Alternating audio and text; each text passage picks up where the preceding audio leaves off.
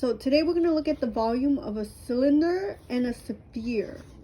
So a cylinder formula is volume is equal to pi r squared h, where r is the radius and the h means height. So remember, height means how tall it is. So I drew a cylinder. Let me see if I have anything. Oh, look at that. So you see this candle holder? This candle holder is a cylinder, right? Now, going back to this, so here the radius is 5. So radius, remember, is the center of the circle to the edge. Diameter is the whole line. So if they give you the whole line going from one end to the other end, going across the center, it would be 10, because this would also be 5. So if you have to find the radius, you have to divide the denominator by 2 to get 5. So radius is only from the center to an edge of the circle. Height is how tall it is.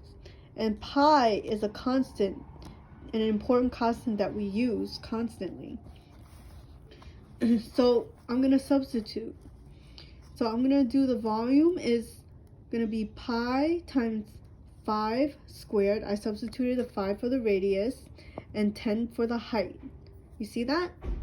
And then I'm going to do 5 squared first, which is 25. So I just rewrite it as pi 25 times 25 times 10. Next part is I'm going to do 250 times 10. So then I get 250 pi. And don't forget the units. I didn't include the units here, but mathematically, the units, whatever the units is, centimeter, inches, yards, foot, it would be that unit to the third power. So this becomes 250 pi units cubed. Now, if you're unable to use a calculator to calculate it, you can multiply by 3.14 because pi is equal to 3.14.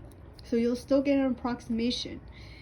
But if you can just leave it there, you can just write 250 pi units cubed. Okay? So if you're unable to multiply it, I'll accept this as your answer as well. But if you are able to multiply by 3.14 or using the pi button, so the pi button will look like this on your calculator, any calculator you use. It becomes approximately, so those two squiggly lines is approximately 785 and 4/10, and I forgot units cubed, okay? Now, we're gonna also look at a sphere.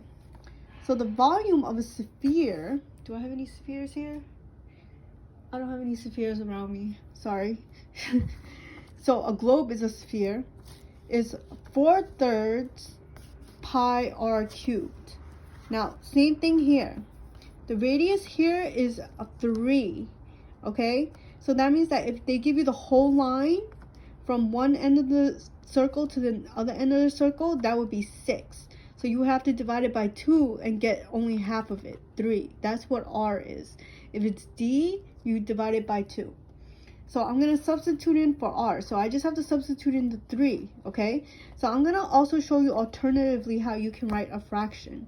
Because fractions are a division operation, so it would be 4/3 pi r cubed. So I substitute in the radius, right? So then if you do 3 cubed, or 3 times 3 times 3, we will get 27, okay? So then here, I'm going to do 27 times 4/3, or I'm going to divide it by 3 and multiply it by 4. It's the same thing. But it would be easier if you just put it together and do 4/3 times 27. And then we'll get 36 pi centimeters cubed. Again, I will allow you guys to leave this in terms of pi. So you can just write it like this, because I know it's hard to make the pi symbol on the Google form. But you can write pi for pi, and then write centimeters cubed for the units. Excuse me, I'm sorry. So if you do calculate it and multiply it by 3.14, or that pi button, either one, you'll get the volume is approximately 113 and 1/10 centimeters cubed.